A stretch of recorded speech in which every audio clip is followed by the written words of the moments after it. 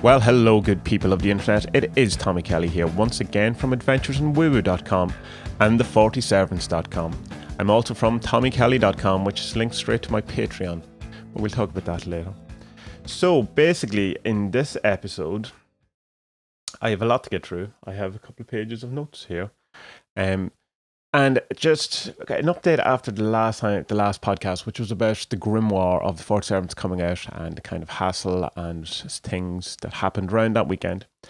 And I can confirm that I now have in my hands the actual physical book, and I'm delighted about it, and I'm a lot more relaxed and all the stress is gone away. Once it becomes tangible and is in your hand, it's a much different experience than having it been virtually out there or other people having it. Like, because I was just saying, I live in Ireland, so other people got delivery before I did of the books. So, but it's good to have them. I still don't have my new decks yet because they still haven't even been shipped as far as I know, because there's game crafters doing so well for themselves, which is great. But other people have started to get the decks, so I've seen pictures of both the new white decks and the black decks, and everyone seems happy with them. So they all seem to be all in good working order, which is great. Again, I'll feel happier when I have my own physical decks in my hand. But in other news, the big life-changing thing that happened to me this week is I got a smartphone. Now, I know that I'm such a granddad when it comes to these things.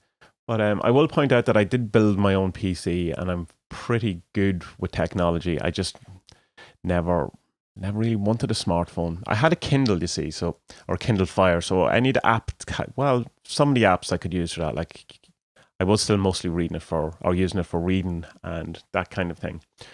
But the smartphone, yeah, it's a different experience, because it's when you're not used to carrying a phone with you at all, which I never did, and when you don't have access to the internet outside of your house, you kind of get away from all that things, which is good. I think that was important.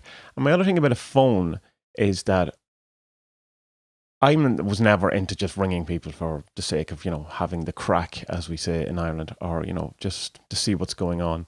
And most people I know aren't either. So anytime the phone rang, it was someone, because they wanted me to do something, or they wanted something from me, or something bad had happened. So the idea of, so it became that I just disliked phones, the actual ringing sound of a phone, in a sense, panics me a bit. And I said this on Facebook, and I don't mean panicking that it makes me lose my shit, when I fall apart. It's just that initial, what's this? What fresh new hell is this? It's like when you get a notification from CMG, and here we go, something's good. This is probably not going to be good. But so it's just that initial kind of wee panic thing that's just added to the kind of thing that I don't like phones. But I wanted to change that, because it's part of this whole thing that I'm doing, where I'm doing the podcast, doing the videos, doing the blog, all that, force myself into situations that I don't particularly like, so that I become better at them, almost to even enjoy them. Like from the podcast, even alone, I enjoy doing these now, and I didn't at all because it came from that same phone thing, or that talking thing, that it's hard.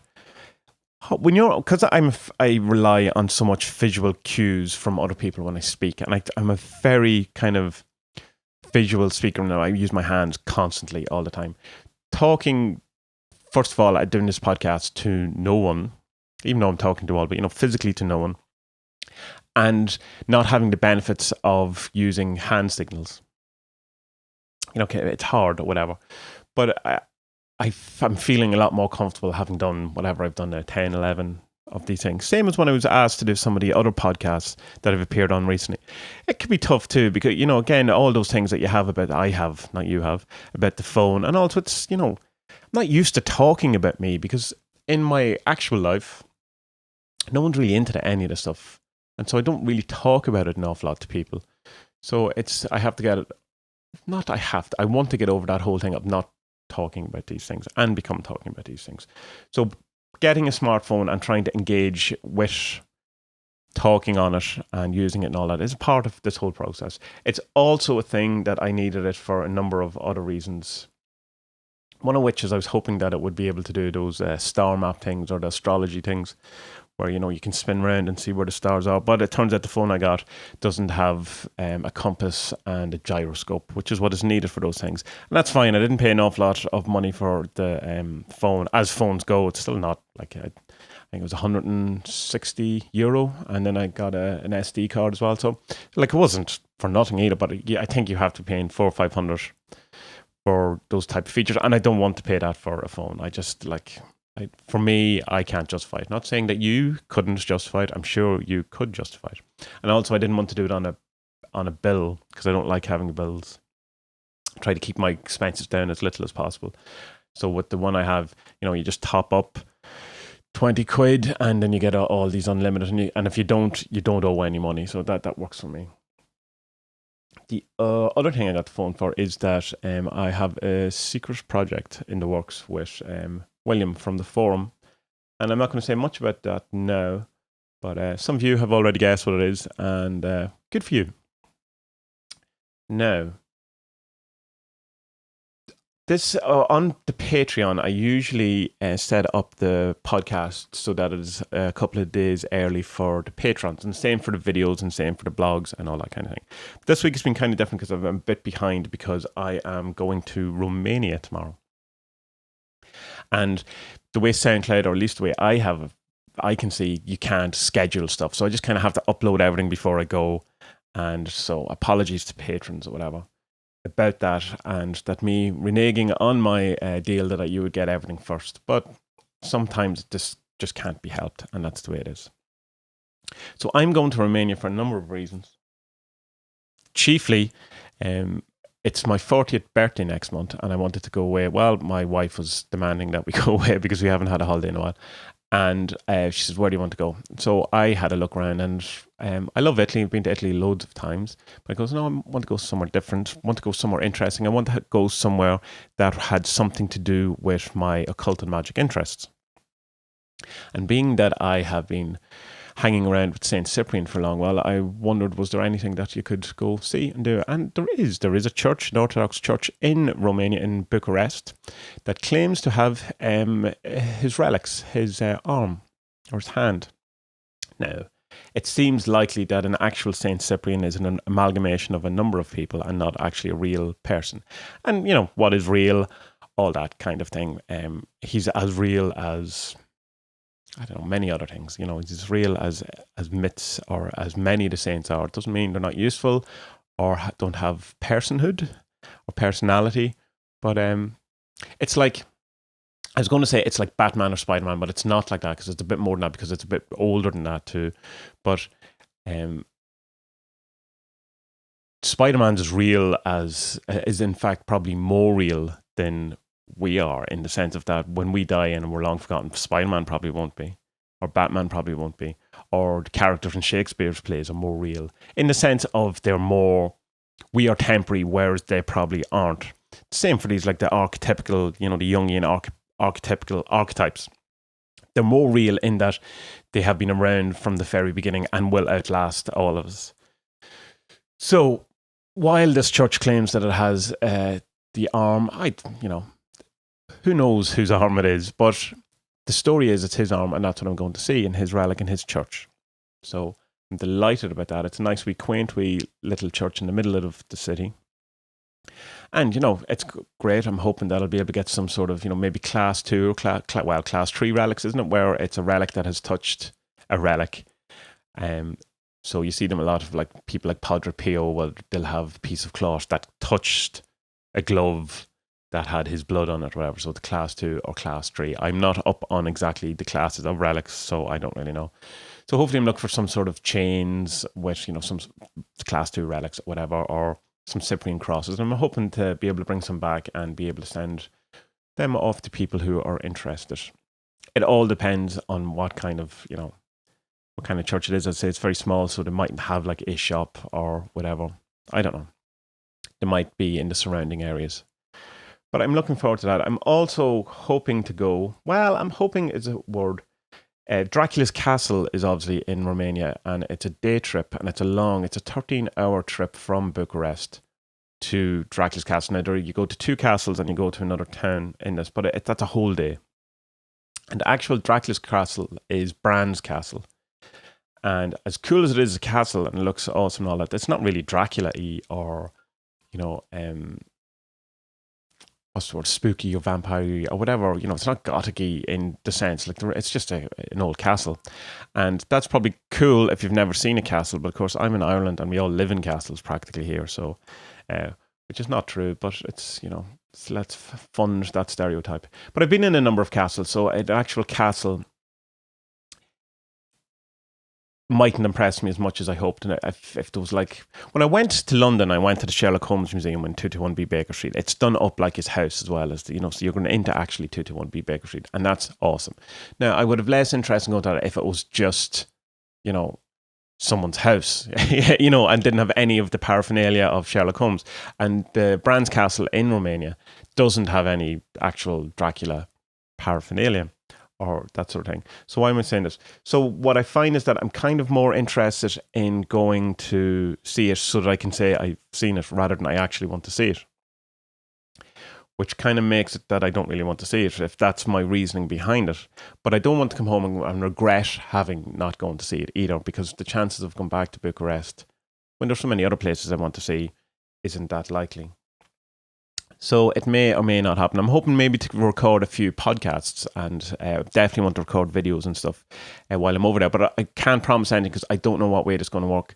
That was one of the reasons why I got the smartphone, so I could have video and audio for this trip, and so that I could make content while I was away.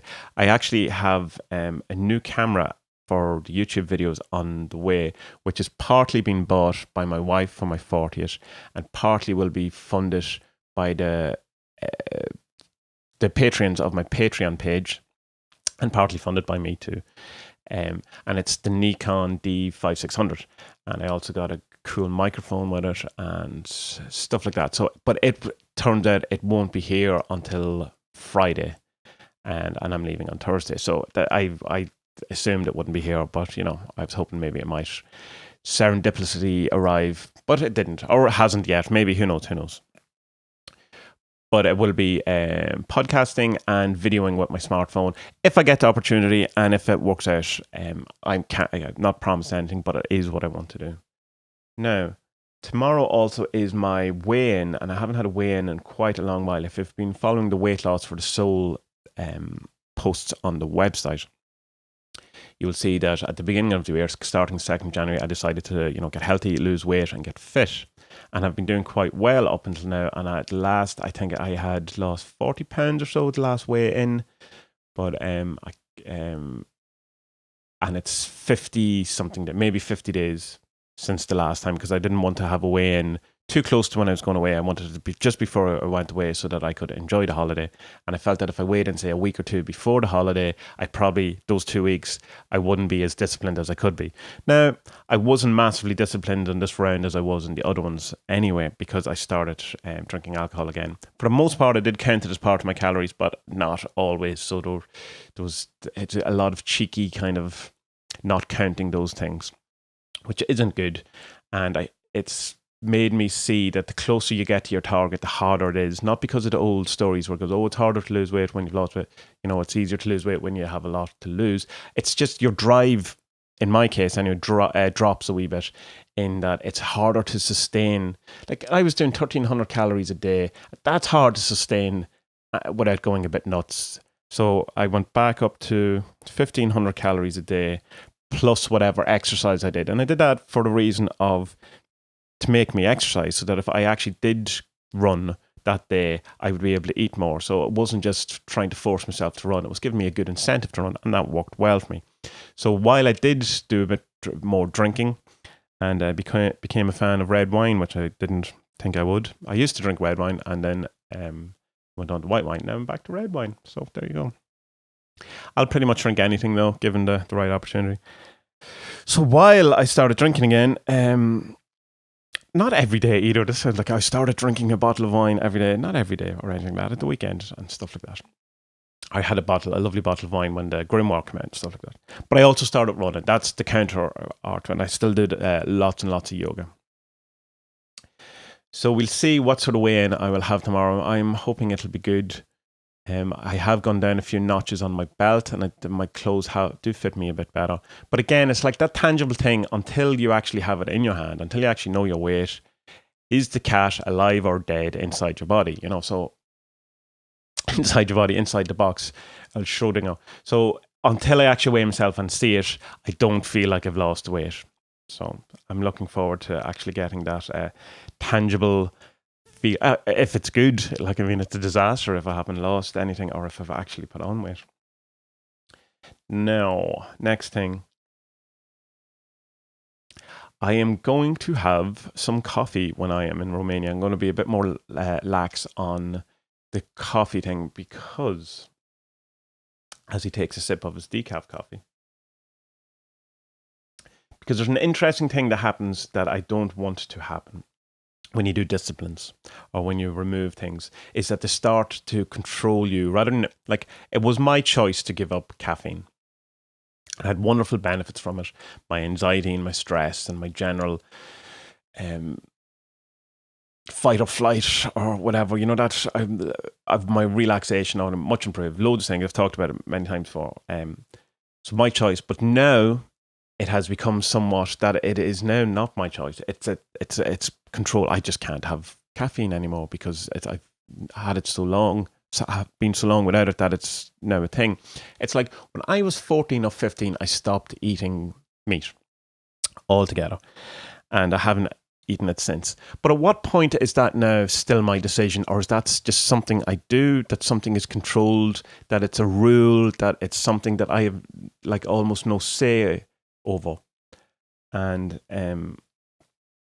same with meditation to a large extent. Like if you're doing it every day, like if you miss a day, it feels like you've done something wrong, or that you've let someone down, or it's like this kind of feeling that it's as if someone else has the authority in these things and you're letting them down, or that they have more of a say. Like if you go, I just don't want to meditate today, and then suddenly you're not all right with that, like who is it, what part of that? Like there is no way I can eat meat now without feeling I have broken some taboo or some sort of vow or something. Like to who? And I've kind of found that way with caffeine, and it's interesting. It's so I want to break it while I'm away. One because I want to have a lovely coffee and give in to my my need for caffeine, and two, so that it doesn't become a thing where it's just I'm not allowed to do that. It's which. It's not healthy. There's a good story this by Wayne Dyer. If anyone knows of Wayne Dyer, he's a very, very huge New Age guy in the 70s and 80s. And I can take him or leave him. Some of the stuff is good. Some of it he seems to have just stolen from other people. And there's a smugness to him that I just don't like at all or warm to. But he tells a great story of that he used to run every day, jog every day, whatever it was, 5 miles, I don't know, 10 miles every day, let's say. And if he was out giving, doing lectures, whatever, and he was in hotels, he used to just run around the corridor, until he'd done his 10 miles or 20 minutes, whatever it was he was doing. But every day, every single day, jogging, to the point where he would go into somewhat of a panic attack if he felt he wasn't going to be able to do it. And his wife said to him, just don't do it today. If you're so, cool and hip and trendy, just don't run today. If it's not controlling you, if the running is your decision, something you want to do, then don't do it. Just do it today. And he went, yeah, sure, there's no problem. I cannot run one day, absolutely. And he said at 11:30, 11:45, he was out running that night because he just couldn't not do it. And there's a good lesson in that. And no matter where you start on your disciplines or your choices, if you do them long enough, consistently enough, they do turn into rules and obligations, and you have no control or say in them anymore. So Stuart Wilde talks about this before, where he says that, so if you're, if you are a vegetarian, occasionally eat meat just so that you get out of this. I just couldn't do that. So, I mean, I'm gone on that. That's just not going to happen. But I can do it with caffeine. I can do it with meditation, where I deliberately will miss a day And that's tough, because as much as I find meditation very hard, missing a day makes you wonder about yourself and what you're doing with your life. When and that's all control and shadow stuff that needs to be looked at. And same with alcohol as well. That unless you're an alcoholic and you have a problem with it, I'm talking about people who don't, have a drink every now and again, just so you break that control. Now, it's different with something like, say, cigarettes or heroin. Say, like, you can't occasionally go, oh, I'll have some heroin, or whatever. So it's not always going to be the case. And probably in that, you probably should engage that kind of control and obligation thing that I'm talking about. But don't do things so they become something else's rule rather than your own. Always try to keep it your choice. And I feel that you can do that by breaking your habit. Break your diet. Have cake every now and again. Do something that involves you going against what it is you said. Not enough that you now are just eating cake all the time. Once in a while, so that it's breaking the pattern and keeping yourself in control. So it comes down to, are you being disciplined, or is someone disciplining you? Is a thought, has it taken over? And it certainly has for me, and not eating meat. I hate the word vegetarian, because I did a joke years ago on Something Wonderful, the comic I did, and it goes, how do you know when someone is a vegetarian, owns an Apple item, or has been to Australia? And the guy goes, well, I have an Apple, an Apple phone, and I've also been to Australia. And your man goes, the returning guy goes, yeah, because within 5 minutes they'll always tell you. And that's so true of so many things, especially of vegetarians. You will find that I'm the other way. I try not to tell people for years and try to hide it, and also almost as if I'm ashamed of it, which is equally bad, because I'm not ashamed. I just don't care. I don't want to do it. I don't care what anyone else does. It's for me, I find it weird to do it, but I don't think there's any problem with it. I think we could certainly work on being less cruel and have better conditions for the animals. That, like, there's some documentaries I've seen that would just, I can't unsee. Horrible. Anyway, that's a different path down the thing. But yeah, so the vegetarian thing, like, so many, you can't be a vegetarian. You can't, because the combine harvester that cuts down your corn that makes your bread is killing the animals. Like, there's so much impact on anything you eat or whatever that it can't not be. So I just like the term, but I just don't want to do it. That's the easiest way to put it. But there's no way out of it for me. I couldn't live with myself now if I did. Now, accidentally, I have once or twice, and that's kind of okay. But purposely I'm going to have a chicken sandwich or whatever, I would feel very bad about myself, and I think it would impact who I feel I am. So it probably would be a very worthwhile thing for me to do, to break that taboo, but I don't think it's likely. So that's basically all I wanted to say on that thing. Coming up after this trip and all this, and towards my 40th and all that, I will be getting back into more regular blog posts, and things will start balancing out a bit more than they have been over the last while, just because with the release of the deck and the Grimoire and all those other excuses I can give you, things have been a bit manic, and I haven't really settled into a decent routine. I've also been doing a couple of other things which have been great, been distractions, but in a really good way, doing artwork for Rob and artwork for a couple of other people and stuff like that, which is great. But I have to develop a way of being able to do all these things while still, one, having a life, and two, allowing myself the opportunity to, have a bit of chaos coming in and go with some, do other things that just aren't necessarily planned. But anyway, there will be posts coming up soon. I had one about 90% written, and I deleted the drafts folder in my WordPress, so it's gone. But I'm okay with that, because it wasn't really working the way I wanted it to. And that was the one I talked about before, about the Chaos hand grenades. But it's going to be more about the Chaos magic hand grenades, not just Chaos hand grenades in general, for anyone who's listening out there thinking I'm a terrorist. So I am suitably blabbing on at this stage, so I should pull this together and end it. You can check out adventuresinwoo.com. You can check out the40servants.com, 40servants.com. You can check out tommykelly.com, TOMMIE, and that lead you to the Patreon, where you can check out the work I'm doing on the 40 Shadows, while at the same time mostly getting early access to things like podcasts, blog posts, and YouTube videos. And you support, by doing that, you support the site and things like we've done recently, upgraded the website, the hosting, domain names, going to pay for some of the camera with that money. And, you know, so it's not just me drinking red wine and eating pizza on your money. I'm using that money for very, I was going to say worthwhile things, well, not worthwhile things, to do stuff to make what I'm doing better rather than just to fund me as I'm doing it, if that makes sense. And I'm on Twitter, which is at Tommy Kelly. I am on Facebook, Tommy Kelly Artist. There's the 40 Servants Facebook page.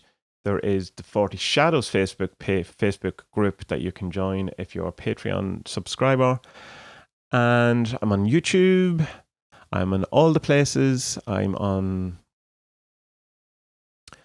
I don't know, I'm on the decaffeinated coffee right now. Looking forward to the caffeinated coffee that I will have over the next couple of days. So yeah, talk to you when I get back. Hopefully I'll have all cool videos and podcasts and stuff for you. But if not, I'll certainly do a podcast telling you all about it anyway. So have a great and wonderful week, and I will talk to you all very soon. Enjoy.